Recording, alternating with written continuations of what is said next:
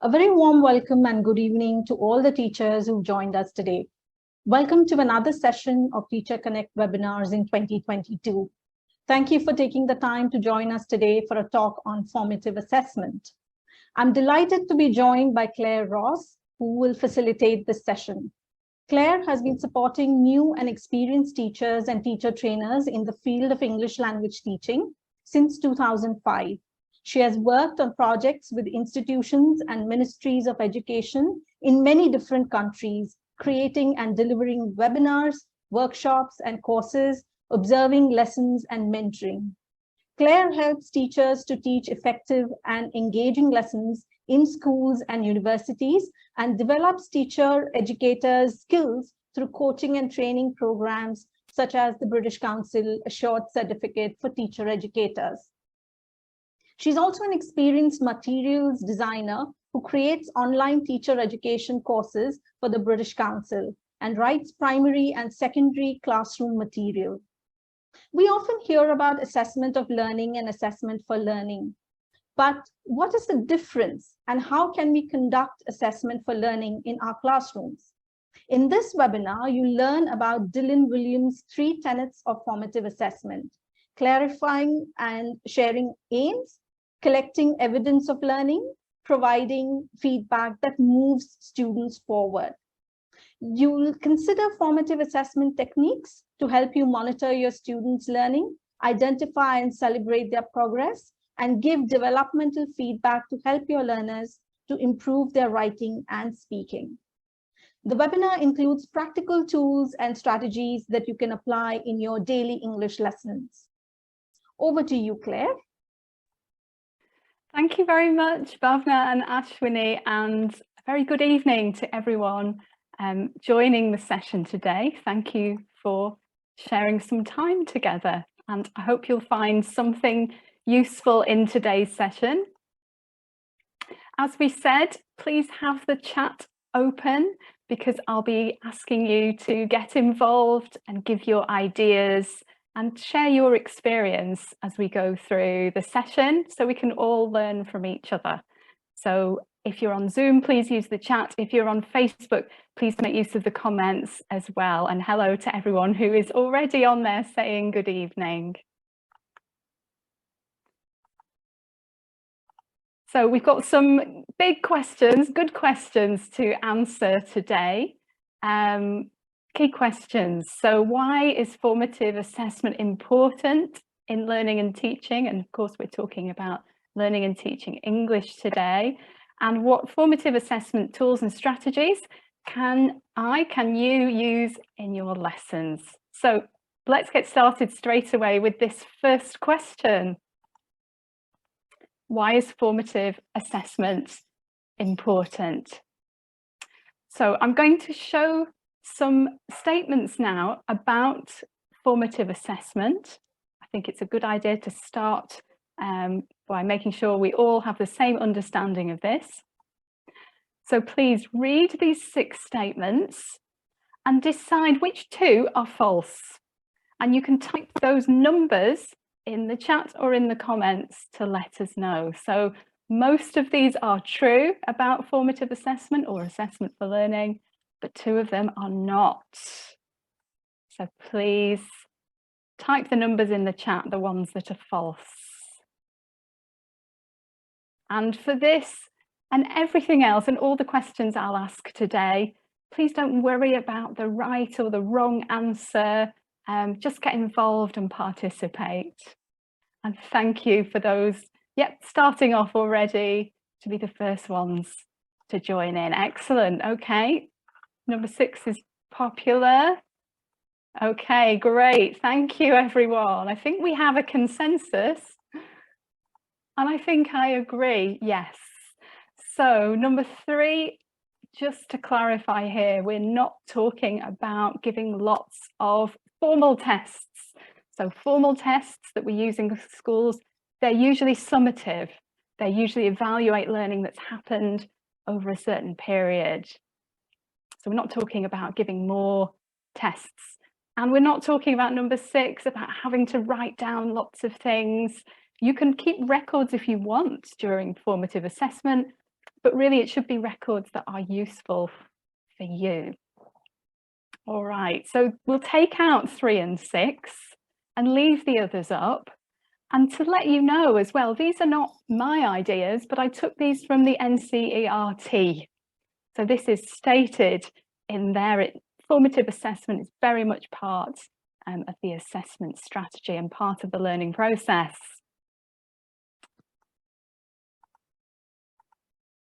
All right, so let's just make sure we're clear on the difference here between formative and summative assessment. And I'm going to share what helps me to remember. So the way I remember summative assessment is by that word sum, because when we do this, it's a way to sum up what students have learned. So we might give a test at the end of a unit or at the end of the year, for example. We can also call this assessment of learning, right? So we're not talking about that today. We're talking about formative assessment, and this is how I remember it. I've highlighted 4 because this supports learning during the learning process. And here we do the assessment for learning to keep continuing. So there you go. I took that from Stiggins, so a little definition there as we move forward. Now I'll share links to all the references that I include at the end of the webinar today. And one really important link is a video that I'm now going to describe rather than play. You can play it at your leisure afterwards. But the video is of a great speaker on this topic, Dylan William from UCL. I'm not sure if you've heard of him. Do you know his work? You can let me know in the chat if you have. I'm quite interested to see.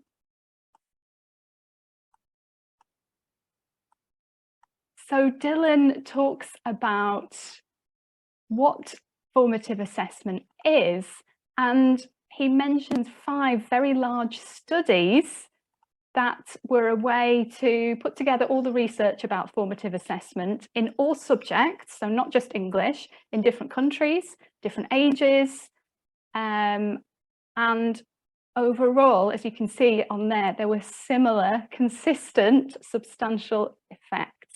So these studies looked at more than 4,000 pieces of research saying, yes, formative assessment helps learning.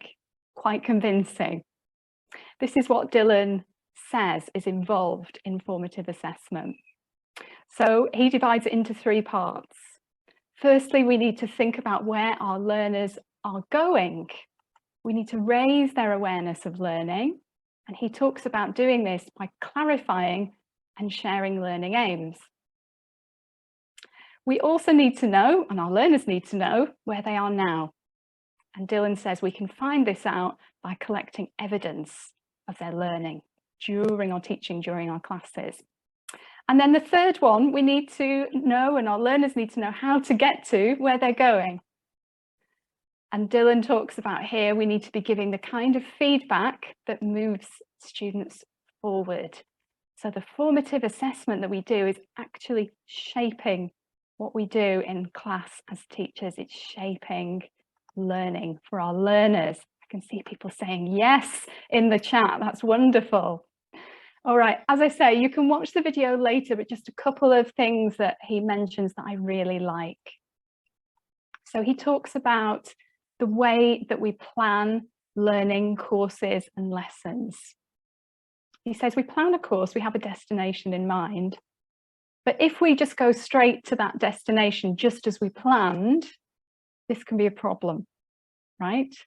Probably, and you'll relate to this, we have a destination in mind, but as we set off on our journey, just as a plane does, we look at the weather, if there's a problem, we avoid it, and we might need to change course as we go. We take readings as we go, and we change our course as the conditions dictate. So I love this metaphor, right?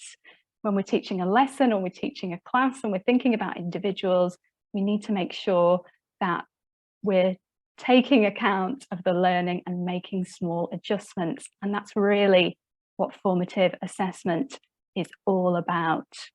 This could mean repeating something, giving another example. It could mean okay, things are going well, we'll keep going for now. It might mean that we go back and review something. So I'm sure, as you're already realizing now, formative assessment is something that you already do, and it should be done in every lesson because it has such a positive impact on learning and learners. And the last thing I want to mention of Dylan Williams is when he mentions feedback, he talks about the importance of showing the view through the windscreen. So feedback should help our learners to see where they're going. It shouldn't just be looking in the rear view mirror there, looking at where they've come from. That's important too. We need to celebrate success, but we also need to give them feedback that moves them forward. He says, the best feedback takes out of the last assignment what the students need to feed into their next assignment. So I love that. So highlights from the video there, as I say, link coming up later. So we've looked at what we understand by formative assessment, why it's important to learning all subjects, not just English. And now I want to look at some tools and some classroom strategies for each of the three parts that I've just mentioned. So we're talking about daily practice, not just, oh, I do formative assessment once a term or once a week, but ways to integrate or make small changes into your classes so that you can make sure you are collecting the evidence you need and you're using that to give some really helpful feedback. So as we go through these ideas today, you might recognize lots of things you're doing. That's great. I'd like you, the next time you're doing it, to be a little bit more aware and think about, are there any small adjustments you can make to improve your practice? On the other hand, there might be lots of new ideas. That's good too, but please don't feel you have to do them all. That would be too much. I think if you're coming across lots of new ideas today, take note of maybe one or two that you would like to try. Much better to try one or two things a couple of times rather than trying everything only once and saying, oh, well, it didn't work for me. So when we're trying something different in the classroom, I'm sure you know, the first time it might not quite go the way we like it. We need to work it out, try different ways and experiment. However the content appears for you, I do hope there's something that you can learn from today.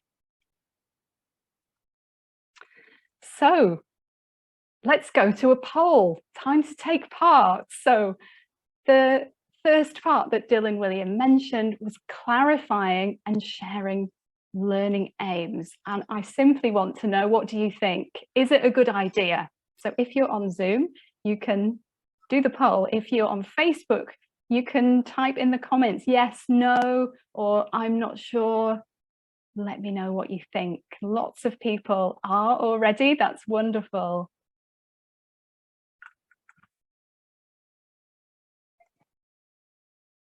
Okay, I can see votes coming in. I don't know if you can see the answers yet, but it's 100%. Everybody agrees. Amazing. Yeah. Okay. Okay, now we have some different views. That's good. That's good. It's surprising if everybody does think the same. All right. Thank you, everyone. So I think we'll close the poll now. I'll do that. And hopefully you can see it. So almost everyone says, yes, it's a great idea. And we just have a couple of people saying, no, disagreeing, and I'm not sure. All right. Thank you, everyone, for that. And we can stop the poll now. So thinking here about the aims you share in class or at the beginning of a course or even the beginning of an activity. Well, there can be some good things about sharing learning aims. I do agree. Let's look at those. But as you can see, I've got both on the screen, so we want to be balanced about this. So again, the research has shown that sharing learning aims can improve student learning. It can make learners more aware of what they're learning. And if they're more aware of what they're supposed to be learning, it means their attention is naturally going to be directed towards that. They're more sensitive to it, if you like. Their ears are pricking up, they're ready to learn what you've said it is that today's lesson is about. So in this way, saying what you're going to do in the class can actually shape what students take from it. It means that when students are practicing skills, it's more deliberate because they know why they're doing it. It helps metacognitive skills, so these thinking about thinking skills that we have. We can also, if we're smart and our learning aims are smart, it means that we can measure learning as well by saying we're going to learn this, and at the end of the period or course or lesson, we can measure that. And it's also reassuring, isn't it, for students? They know what's coming in the lesson. They don't need the whole menu, but good to know what to expect from today's lesson. And again, I can see lots of people saying yes in the chat. Wonderful. I'm going to give the other side now, because we do need to be careful. If we give aims that are really unclear, that's not helpful at all. It's not, well, it's not clarifying, is it? It can be very confusing for learners. And if we give too many aims for a lesson, if we overshare, that can be really overwhelming for our learners as well. And it means their attention isn't directed to the main point or the two main points of our lesson. They're just wondering, what are all these things? There's too many to focus on. And then the last point here, if we just simply give the aim, but they're not really given any importance or revisited, then the student's probably not going to take much interest or give them much importance themselves. So I agree with you all. It's a good idea to share. That's what the research says. It helps students learn, but we need to be careful about how we do it. So how do you do it? Do you do any or all of these things? Do you write it on the board, explain it, return at the end of a lesson? So again, let us know in the chat or the comments if you do A, B, C, all of them. Which of these do you do? All we've got there. Wonderful. Amrit does A, Miss Mancy B and C, Sadhana does all of them. Great. Thank you, everyone. Wonderful participation. So these are all good ideas, aren't they? Write it at the beginning on the board. Even better, leave it there throughout the lesson. Even better, come back to it at the end of the lesson. Definitely, we want to make sure our students understand it. And we need to do this by using simple language, maybe by making sure it's relevant to their lives. And then the last one, returning to the aim. Really, this is the formative assessment strategy, isn't it? By finding out where we're at and deciding what to do next. So if you're not doing this, I think you all are, but it doesn't take long, does it? And this is something we can easily integrate into lessons and share with our students. So it becomes part of your routine, but it's not something mechanical that's not given any importance. You do need to give this some importance to make sure our students are noticing what our aims are, make sure they understand, make sure you're revisiting them. And I can see a huge number of people have joined since we started. So a big welcome to everyone. Just to clarify with you what our aims are today, we're talking about formative assessment. So small strategies to use in class to help our students to learn better, help us to teach better. And we're not talking about formal testing today. So let's stick with aims. All right, now you might recognize this. Is anyone using Honeysuckle for grade 6? Any teachers there using this book? So I included this because I wanted to think about aims for activities rather than just lessons. So we can show students where they're going for a particular task. For example, this is for a speaking task. You can see it here. Students are asked to wish each other luck and success. And how can we really clarify where students are going here? Well, one way is to show them what excellence looks like in this task. And if it's a speaking task, we can do that by giving an example of this conversation that we want our students to have. How can we do this? Well, maybe you can use a recording if you've got access to that, even a video, but you don't need any technology. You could simply do an example with another student or give your own example. Just make sure that this model, the example that you give, is what you'd like them to produce. So it needs to be realistic, it needs to have some of the useful language you want them to use. And then make sure they know that's what you'd like them to do as well. So we can share learning aims by course, by lesson, and by activity too. What if it's a writing task? How can we show what excellence looks like there? Well, maybe give an example of what you want them to write.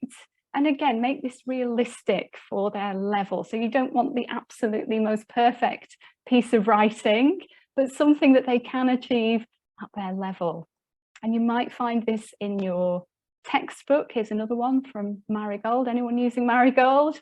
Of a letter that students can look at and use as an example when they write by themselves. Or you could write your own, again, keep it simple and achievable.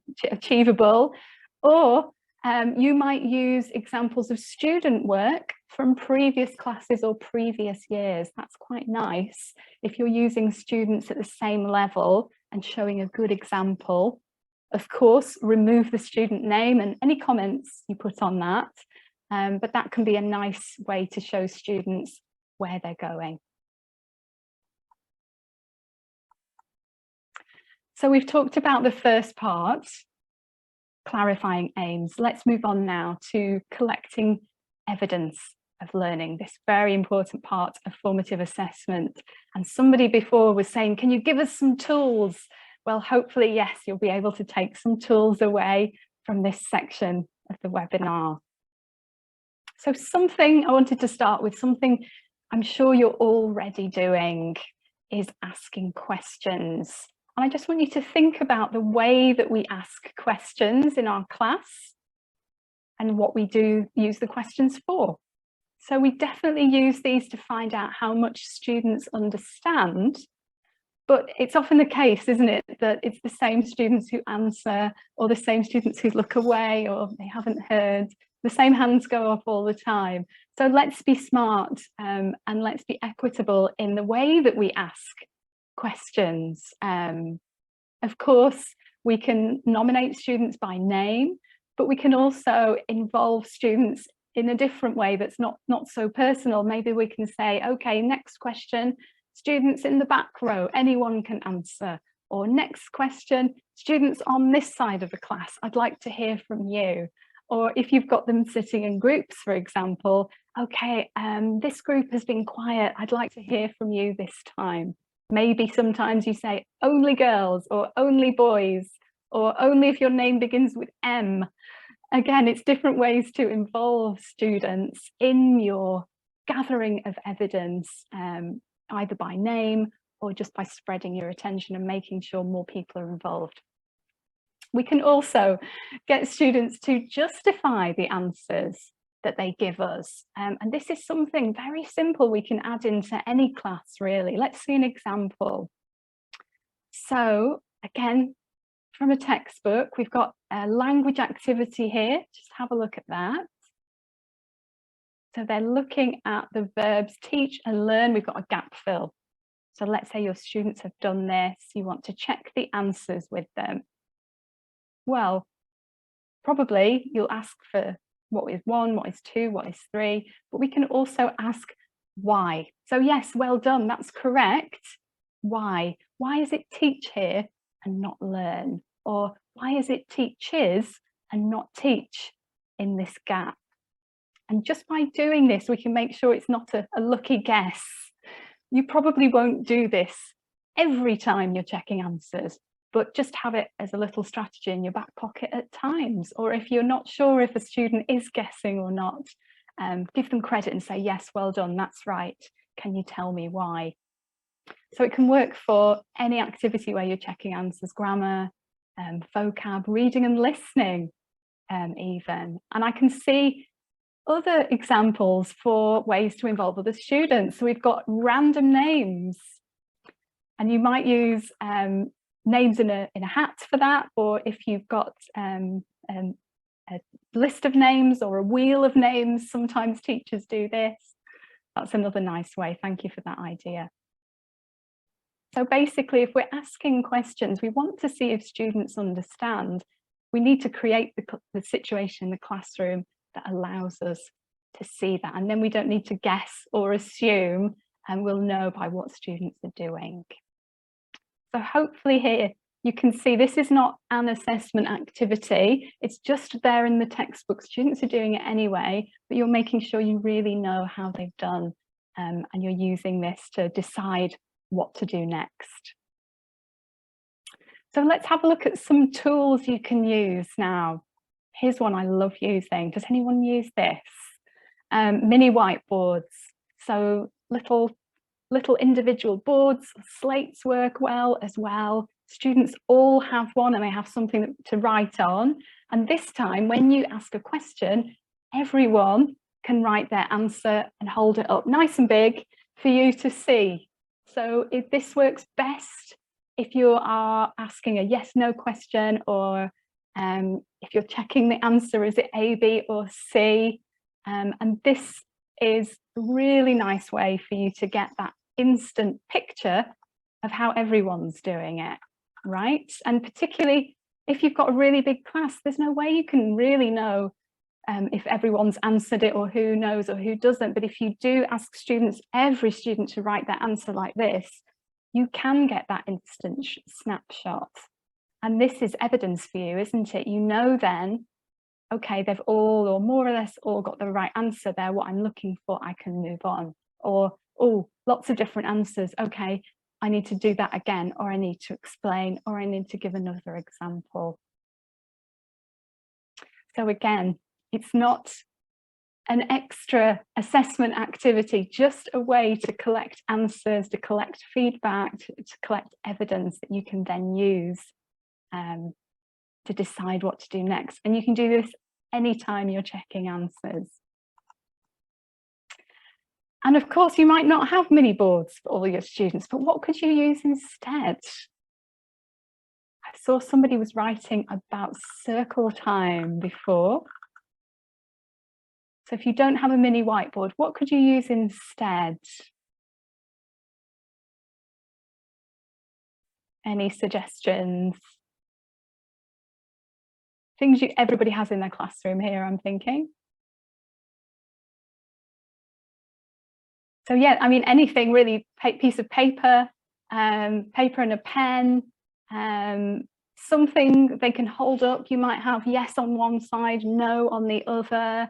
They write on their notebook. Exactly, yes, absolutely. Ask them to write on the board. You can do that, yes, but you'll just get one answer that way. If everybody's holding up the paper, you get it from everyone. Aha, this is a nice idea. Right hand and left hand. So this tests left and right as well, doesn't it? Yeah, that's great. So you could do a total physical response. So if it's A, stand up. If it's B, stay seated. Lovely ideas. All right, another tool. Remember, we're collecting evidence. We want to know, we want detecting evidence. Are our students understanding? Are they with us? Do I need to change my teaching? This is all part of formative assessment. And the next strategy here is traffic lights. You can see I've got different coloured pieces of paper here, red, yellow and green. Or you might have some teachers use coloured cups. And each colour here represents a certain level of understanding. Has anyone used these? What could these colours mean if we want to check students' understanding? What do you think? So thank you for putting the questions in the chat, Ashwini. Yes. Yeah, we all need to have the same understanding, don't we? I mean, I'm not assuming anything here. I want to make sure that we all understand the same, and that's what you'll do in your class. So really they can have any meaning you want, but you need to clarify and agree with your students so that you can use this as a tool. So let's say you've got them started on a task, you've given instructions, they start working, and then you can ask them either to hold up or just on their table, on their desk, to put one piece of paper on top. And by looking at the paper, it should give you information about how they're feeling, how they're doing, how well they understand. So you don't even need to ask them this time. So examples here, as I say, make sure you just agree with your learners and what the meaning is. But for example, red could be I'm stuck, I need help, I don't understand. Yellow, I think I'm okay. Or maybe I just have one question, someone said. Green, I'm okay, I know what I'm doing. So again, this is a way for you to work even with a large class, just to get a quick look of how everyone is doing. You know where to direct your attention in the class as well, and you can be supportive, inclusive. And if you train your students to do this, then it just becomes part of the routine, and they know when they start on a task, they just need to let you know how they're doing. If everyone's got red, what are you going to do? You won't just let them work, will you? You'll stop, give the instruction again, and then carry on. All right, more strategies for collecting evidence. Now I'm thinking about the beginning of a class and thinking about how we review. So does anybody do this at the beginning of your class? Get students into pairs and ask them to remember something from last lesson. I call this talk partners. And here are some examples of things that you can ask them to do. You might get them to think of something they learnt or something they found easy, any of these suggestions. Or it might be a specific instruction to remember or recall something from the previous lesson. So a couple of minutes at the beginning of your class to do this. You're listening, you're going around to some of the groups, checking who's talking, what do they remember, gathering evidence, giving you more information, helping you decide what to do next. And again, this is a routine you can add into your classes. Maybe you do this once a week, maybe you do it in the middle of the week, up to you. Exactly, yes, peer learning. So, and if somebody then doesn't remember, they can learn from their partner as well. Absolutely, that counts. Here's another review activity I like to do. It's called 3-2-1 challenge. So let's say that in the last lesson, we looked at food and drink, uncountable, the grammar of countable and uncountable food, nouns, and we read an article. So in the next lesson, I might ask my students this. So you've got 2 minutes in pairs. Think of 3 adjectives, 2 uncountable nouns, and 1 thing from the article. So set it as a challenge, but your learners again are helping each other. They're working a little bit to retrieve that information. So remember this, they have that, what's sometimes called that productive struggle, where you have to work a bit to remember, and they can help each other remember too. And then again, you're monitoring or you're asking for these ideas after they've had a chance to work together. So like think, pair, share. How does it help you? You can see what they've learned, what they're learning. It's fun, it's quick. Again, it's something you could include into your classroom routine perhaps. And if you've got other suggestions, some people are saying a surprise test. Yes, I would make it low stakes, definitely. Think, pair, share, someone else has said, and peer learning is a great way. Yes, really nice ideas in there. Okay, so many people have said peer learning actually, and I want to look at something slightly different now as a way to get evidence, and this is self-assessment. So I'm interested in what you're doing at the moment. Are you getting your students to self-assess? How do you do it? When do you do it? Or maybe you're not doing it at all. Let me know in the chat.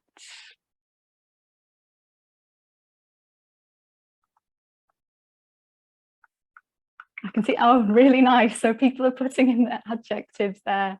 So you're doing the task, that's nice, yeah. Great. Okay, so thank you, everyone.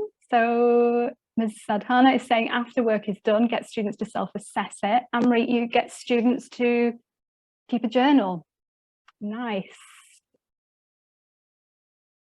After the lesson, says Arpana. Oh, interesting. Jason is getting students to record themselves and then assessing their own speaking. Really lovely strategies here. Fantastic. Thank you for sharing those. Well, I'm not going to spend long on self-assessment, so I'm glad of your ideas because it is something our students need support with. They need some guidance, they need training for sure, and we need to help them to do it realistically and in a way that's going to be productive and helpful as well. So definitely we can start small, for example, using the traffic lights that we just talked about, or even mini whiteboards. So draw a picture of how you're feeling now is a way to help them to self-assess.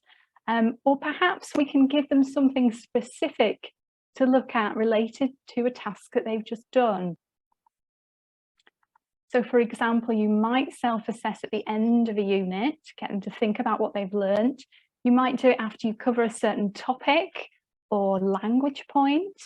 Or as some of you are saying, these surprise tests, I'm calling it a quick quiz, and getting them to see how much they remember. And often in course books, something you'll see is these can-do statements, right? I've taken this from a published course book. And students here are deciding, can they or not? And you'll see here, they're quite nice specific things, aren't they? So I can name 11 places in a town in English. Wow, I wonder if I can do that. So you can get students to decide if they can, so circle it, and then why not get them to prove it? So, okay, who said, yes, great, tell your partner those 11 names, make sure you can do it. You can ask yes, no questions, great, ask your partner a yes, no question. So you're helping your students to reflect and retrieve this information, and then you're also gathering this evidence of their learning as well. Okay, great, thank you. Yeah, lovely ideas in there. Yeah. So creating my own questions has helped students a lot. That's great to hear, glad to hear that. Yeah, and I think we can keep this very simple. So even in this self-assessment, there are 4 things, but you might just do this and have one thing in one class and say that and return to your learning aim. You know, this is the learning aim for this. Can you do it? Give me a number from 1 to 5 about how confident you feel now. That's quite nice to do as well. And quite fun, by the way, if you get students to all shout out their number at the same time, you can more or less hear it is the students who are shouting the loudest, but you can get a bit of a picture that way as well. I want to relate this back again to the NCERT. So this is mentioned here too. So self-assessment and peer assessment. Children need to take responsibility for assessing their own work and their peers' work and helping each other to learn. So we've just touched on it now. It does need more time, but we'll look a bit more at peer assessment when we talk about giving feedback. Yeah, lots to think about. Now, someone mentioned this tool a moment ago. So looking again at a tool for collecting evidence, somebody mentioned exit slips. So as you're just looking at what these are, if it's new to you, I'm interested in who has used these before. So exit slips are another way perhaps to ask students to self-assess what they've learned, how they feel. It's evidence for you of their learning. We could use it perhaps as they're leaving the classroom. That's often how they're used, isn't it? Yeah. So as they go out, you just say, right, before you leave, here's everybody take a piece of paper and write down and then choose one thing from here. So maybe one thing they've learned, or maybe the last one. What do I want to know? They might want to ask a question. Why not give them that opportunity? So this really helps you to collect evidence of learning against the aims of your lesson or of your course, and it gives you information about where to go next, doesn't it? So what have I learned? Lots of blank slips of paper. Oh dear, we've got a problem. Now, if you're thinking, how do I possibly read all the exit slips from my class? It's huge. Don't worry, because something I know teachers do in big classes is have two boxes at the side of the door, and students, as they go out, they take a piece of paper and they put it in one of the boxes. So one of them is a smiley face and one of them isn't. And by this, you can get an overall view of how students are feeling in the end of your lesson. And it's anonymous. So, I mean, that's more general feedback, but it is a way to manage this in a very large class. So if you've got lots of smiley faces, generally, you know, things went well. Lots of sad faces, you need to revisit and go back. And if you're lucky enough to have a smartboard in your classroom, you could use a polling tool. So like the one that we used earlier, write your question, and then students just choose on the way out, how are they feeling? So here they're just doing the smiley faces more electronically, if you like. And I've taken this from an application called Classroom Screen. So let's say you got this at the end of your class. You could say, okay, most students are feeling good. What would you do next? Would you move on, maybe find out more about the sad faces, do a little review? Okay.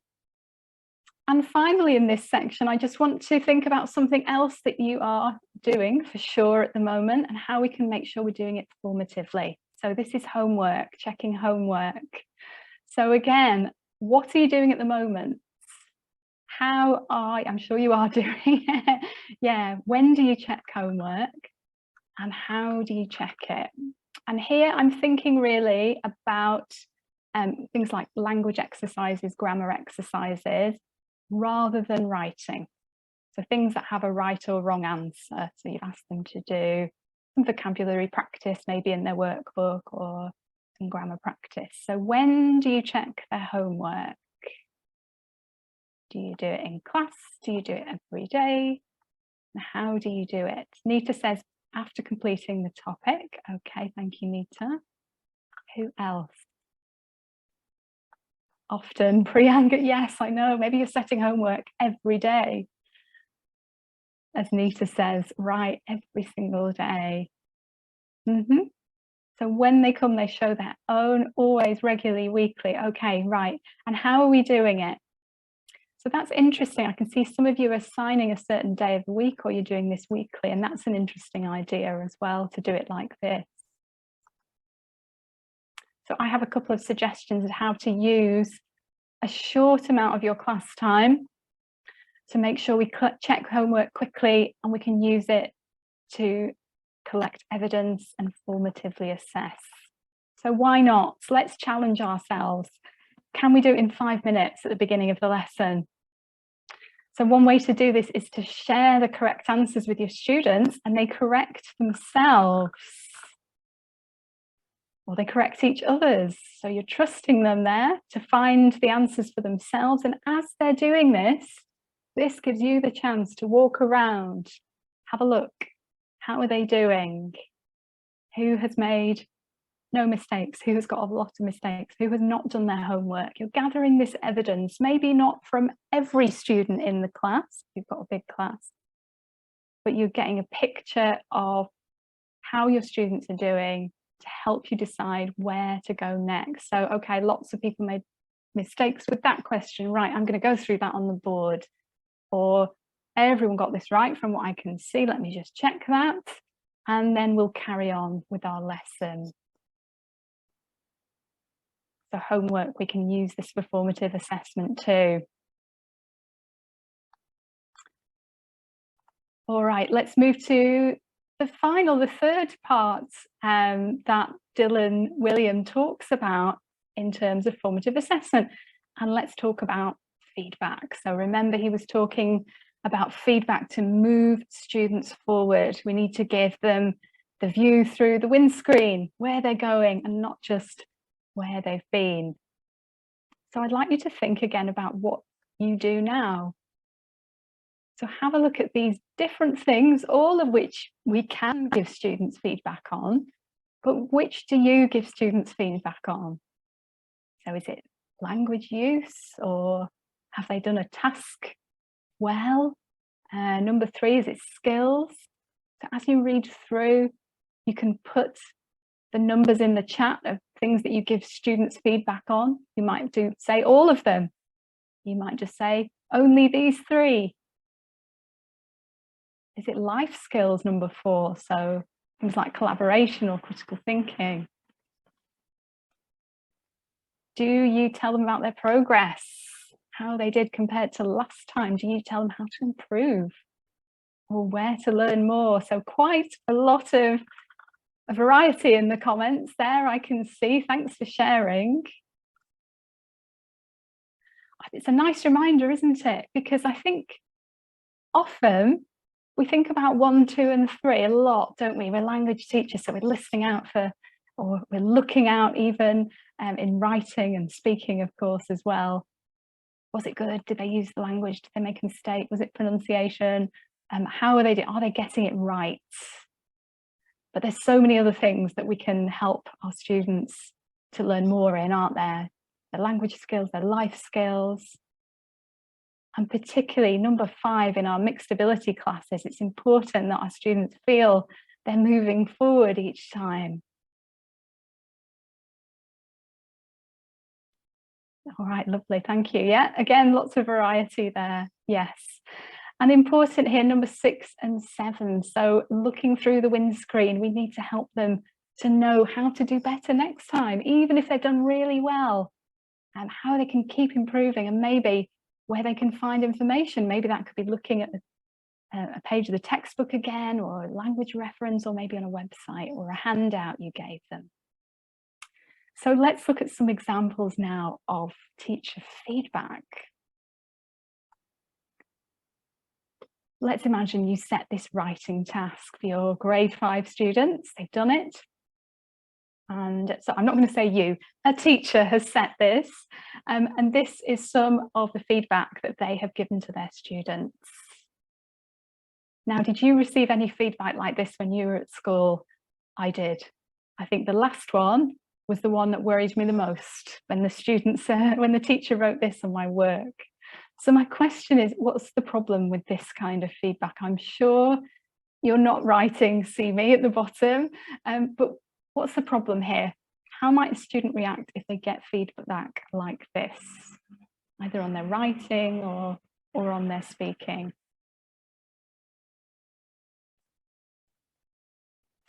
I'm just having a look at your list. You see lots of responses here. It's confusing, it's not clear, demoralizing, obscure, doesn't provide a solution. Nice. It's not specific or concrete. Yeah, there we go. Thank you so much. Absolutely. I think really importantly, it's just too vague and general, isn't it? It's not going to help move our students forward at all. It's just a judgment on what they've done. That's it. It's absolutely not formative assessment. It's not going to move them forward. This is what they might think.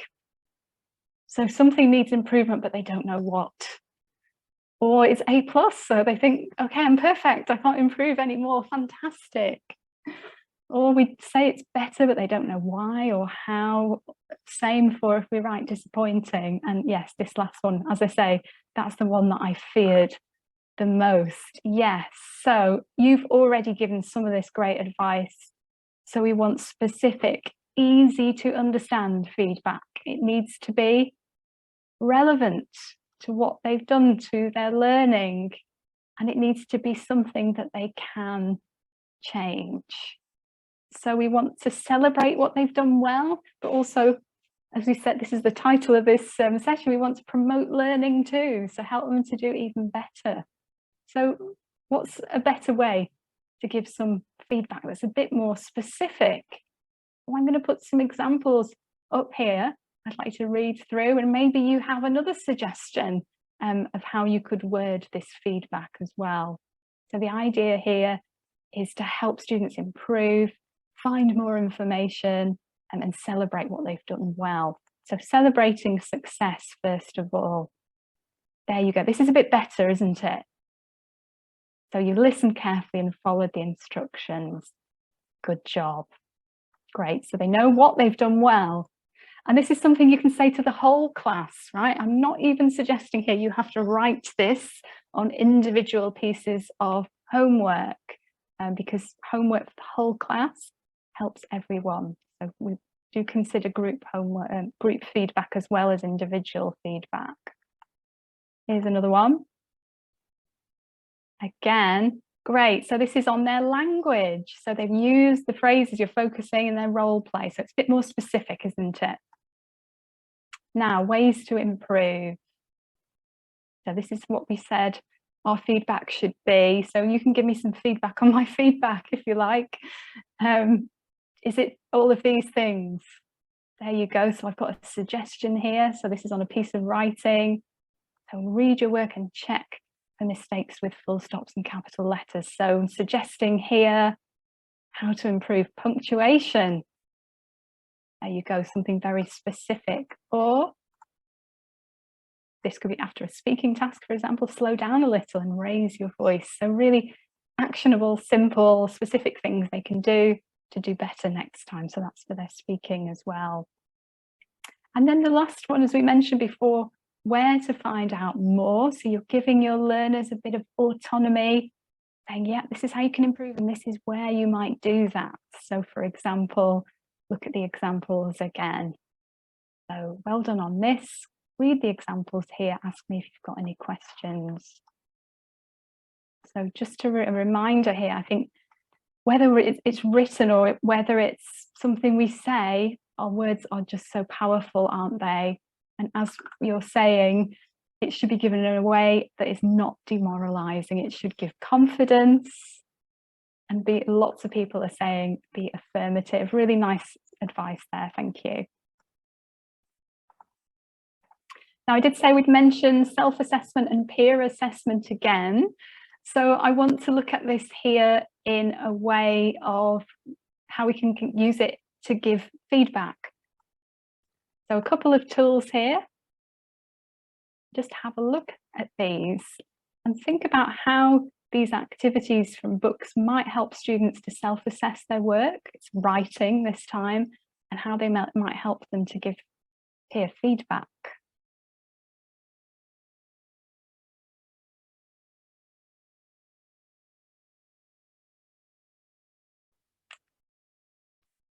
So again, we need to make sure we're supporting and training students, but we can use tools like this, maybe simplify them. But you can see they're quite straightforward questions, aren't they? So did he write about the topic? Yes or no? Did they write the right number of words? So some really simple task achievement things that we can use in our class to help students to give feedbacks to each other. And this way, anytime your students do a piece of writing, you know they're going to get some feedback. Someone, it might not be always you every time they write, particularly if you've got a big class, but they will get feedback from their partner about, okay, yes, yes, and yes on this. And as they're doing this peer feedback, again, with whatever tool you give them, this is your chance to go and monitor, have a look at your students' writing and gather some evidence from what they've written as well. So whatever criteria you're asking them to use, you're using similar criteria as well. I also like to give students really simple tasks here, like, for example, you know, if they've written a story, is to underline the verbs in their partner's story, so that then when they hand the story back, it helps to raise awareness of verb forms. And you can say, right, now you're looking at the verbs, have you used the past tense or past tenses? Check. Or, you know, if your students are having problems with punctuation again, their partner can circle the full stops and capital letters and then hand it back. And again, that's raising awareness of these features, and it gives students the chance to check. And you can then go through it on the board with everyone any common problems. So remember that it's always helpful for everyone if you do group feedback together. So if you've got general ideas from going around the room, doing a couple of examples on the board is going to help everyone. All right. And just to mention here, and again, I'm talking about when we can give whole class feedback and when we can give individual feedback as well, and to consider both. So sometimes it can feel overwhelming, I think, particularly with writing. We feel we have to give individual feedback on every single piece of writing that our students are doing, and sometimes it just isn't possible. But certainly whole class feedback is helpful for everyone if we've got common strengths and common areas of need, because everyone can always improve a little bit, can't they? Even those A+ students. And our last thing to think about here is about things that happen in our everyday class. So we've talked about writing and speaking tasks, if you like, and giving feedback on that. But I want to imagine you just ask them a question and a student says something and they make a language error. So what do you do here? How are you going to give your student some feedback there? And again, I'm just interested if you do any of these 1 to 7 or all of them. So let me know in the chat. So again, just raising awareness here of all of the information that our students can provide us with on a daily basis in our classes. So some people are saying here, Bidan is self-correction, and Charlotta says that too. Okay, self-correction is popular. And again, asking someone else. Yeah, it's good to think about these things, isn't it? We've certainly got a lot of options. And I think as teachers, we often naturally think, okay, am I going to correct it or not? That's often our first thought. We notice, don't we? And if it needs correcting, okay, will I do it, or will I get someone else to do it, or will I get them to correct themselves? But there are other things to think about as well. So maybe here explaining why it's wrong, or even thinking about why have they made that mistake. So it's evidence for us to think about, okay, where did that come from? Is it just this student who thinks that? Is it others as well? Is it the way I taught it? Is it a common problem at this level? So again, lots and lots of evidence for you to gather and act on, and remember that how you're responding to these individual errors and doing this in a supportive, helpful way is going to help or not help everyone in the class. So we're not making a big deal out of errors, but we are using it perhaps as a learning opportunity and as a way to get evidence. All right, so we've come to the final part of our session today, and it's time for you to do some reflecting now.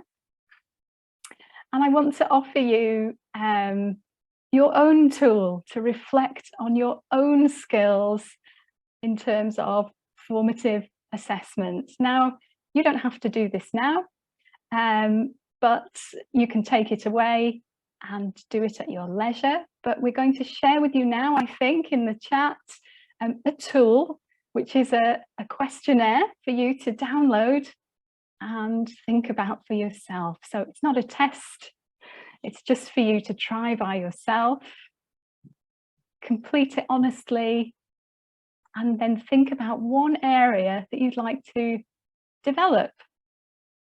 And maybe you've already got an idea from today's class. There you go, it's in the chat now. Thank you, Ashwini. Maybe you've already got an idea of what you would like to try, or as we said at the beginning, what you'd like to slightly adjust in your current teaching practice to make sure you are assessing formatively. And make sure you download that, it's in the chat. If you can't see it, scroll back up in the chat, or maybe we can post it again. Another way, of course, is to think about some reflective questions. That's a way to keep learning too. And I really liked these. Again, I got this from the NCERT, and I thought these were very relevant to what we've been talking about today. So if you like these, take a screenshot, or you can find it in the English package as well. And again, I'll be putting a link to that at the end. So let's return to our key questions. We said we're going to talk about formative assessment and why it's important in learning and in teaching.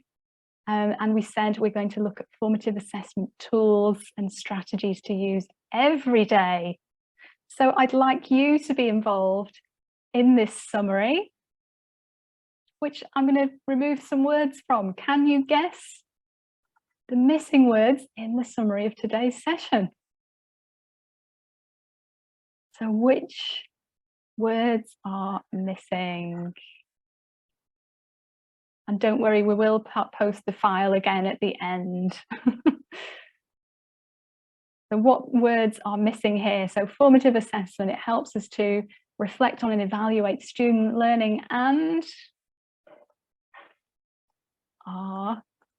teaching. Right, great, there we go. It helps students to see their strengths and to, someone has said, improve. Yes. And here, really important. Yes, well done. You can conduct formative assessment in every lesson. Remember those 3 ways. There were 3 parts. Do you remember? What are the missing words here? That's right. Clarify and share learning lesson aims and activity aims as well. We can show what excellence looks like here. And collect. Yes, Bidan, well done. Oh my goodness, Jason's done all of them. Collect evidence of learning. Well done. All right, and then this last section we looked at was how our feedback should be. So do you remember the criteria, which you told me most of them? How should our feedback be? What are the missing words here? Just for fun, there you go. Specific, yes. Easy to understand. Relevant, that's really important. Finally, really important, actionable. They should be able to change it. Remember, we want to move students forward. So key points. With formative assessment is something we should do in every lesson. In the video you'll watch, Dylan Williams says, how often should we do formative assessment? And he answers his own question, not more than once every minute. So it's one of those hundreds of decisions that we make in our lessons every day. So every single day we're looking and noticing what our students are doing, how they're learning, and it's helping us to shape their learning. We've looked at some simple tools and strategies for us to do this in any lesson. Feedback is important to show that students how to improve.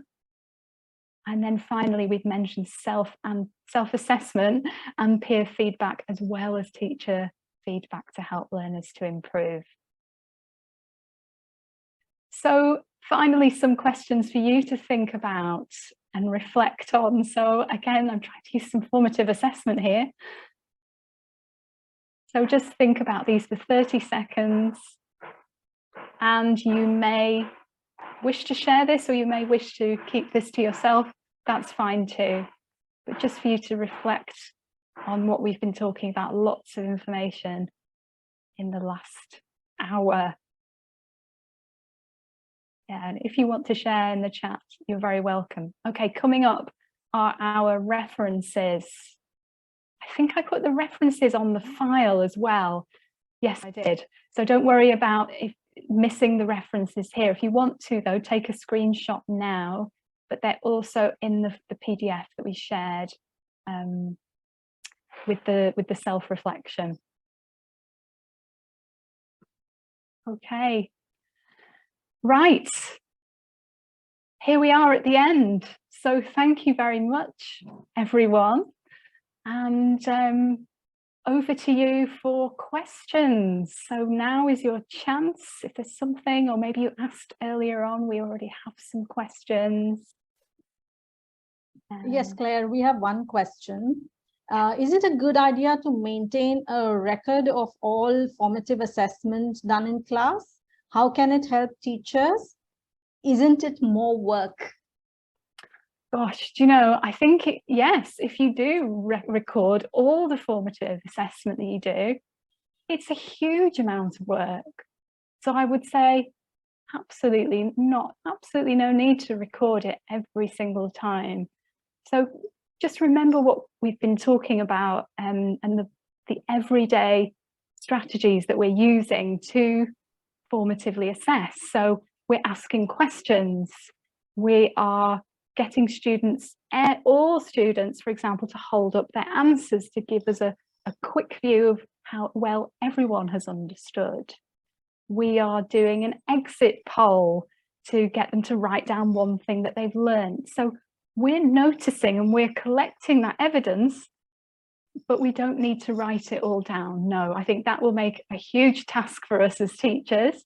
I think we do need to keep records of assessment, and certainly I know that you'll have guidelines from your school of things that you have to do, but absolutely not. I'm not suggesting that this adds to your record keeping load in any way.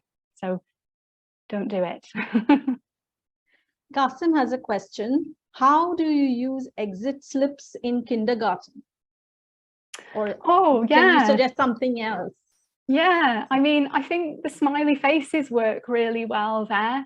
And again, I mentioned this, having boxes as children leave, a smiley face, a face, maybe have three, and a sad face, and get them to take a piece of paper and leave it in one of the boxes. So that's one way, but I think we can start really early with this, with exit slips, and finding out how students are feeling. It's part of their social emotional development as well, isn't it? Even from the earliest ages. So yes, let's start early. Smiley faces are good. We have a question from Bidhan Mukherjee. Can formative assessment help us teach grammar effectively? Do you know, I'm answering these, but I'm also interested in other people's responses. So as I'm answering, I'd love it if other people put their thoughts in the chat as well. But yes, I do think it can help us with grammar teaching, because it helps us to find out what our students already know. It helps us to find out what they have learnt. And then with that information, we can decide what to do next. So if we go back just to one of the strategies that we talked about, the 3-2-1 review that we do at the beginning of a lesson. So let's say yesterday we did present simple and continuous, and one of the 3-2-1 includes that. So it could be write down 3 things that are happening now, for example, and I'm doing this off the top of my head. So this is a way for you to gather evidence of how well they've understood that grammar from yesterday. It's a little mini quiz. Students are working together, they're helping each other, so there's a bit of peer feedback there as well as they decide their sentences. And then as you go around and have a look, that's information for you as well. So definitely it helps with grammar, with language, with all skills. Yeah, absolutely. Another thing we mentioned as well, just to go back to, because I think it's very relevant to grammar teaching, is when we're setting grammar exercises in class and we're asking for answers, remember sometimes to just dig a little bit deeper. Instead of just saying, yes, that's right, go, yes, good. Why is that right? And why is it present continuous here? Why can't I say, I am knowing him? Why do we say, I know him? And then help students to explain that. They'll probably need to use their first language to do that, and depending on the level. But again, it's giving you evidence of, have they really got this? Or was this just a lucky guess? So definitely, yes, a long answer there. Yes, it helps grammar. Savan Agarwal has a question, though we've answered it. Okay. Isn't it too time consuming to do so much formative assessment in class? Yes, I think if you do all of these things that I've suggested in all of your classes, yes, that's too time consuming. But you need to choose strategies that are going to work for you and choose them wisely and try them and use them differently. So there might be something that you do at the beginning of every lesson to review yesterday's lesson, but you just spend a minute or two on that. You might on a Friday check the homework from the week, but do that formatively. So you give students the answers, they check their homework that they've done themselves, you walk around, you gather that evidence and then give them some group feedback. So yes, if we did all these things all the time, yes, it's going to take too much time. So be selective, choose a strategy, try it again, adapt it, and then decide if you're going to continue or do something different. Or just think about what you're already doing. You're already doing these things. You're already asking students. Just maybe change the way you're asking those questions. You're already correcting written homework. Just make some small changes there to make sure that the feedback you give is moving students forward. And you're already correcting errors, spoken errors in class, right? And again, just be mindful of how you're doing that and see it really as everything a student says is evidence of you to make decisions about your teaching and to help your learners to learn better. So yes, I don't want anyone to feel they have to do all these things all the time. Yeah, we had one more question from Sadhna. What should a teacher do if she finds that the whole class has not understood something clearly through formative assessment, but she doesn't have the time to do it again? How do we handle such a situation? Yeah, do you know, I think that's a really good question because we are constrained, aren't we, by the curriculum, by the timetable, by what we need to cover in class. Could it be something that we set again for homework, or we give our students, we refer them to something that they can then go away and read?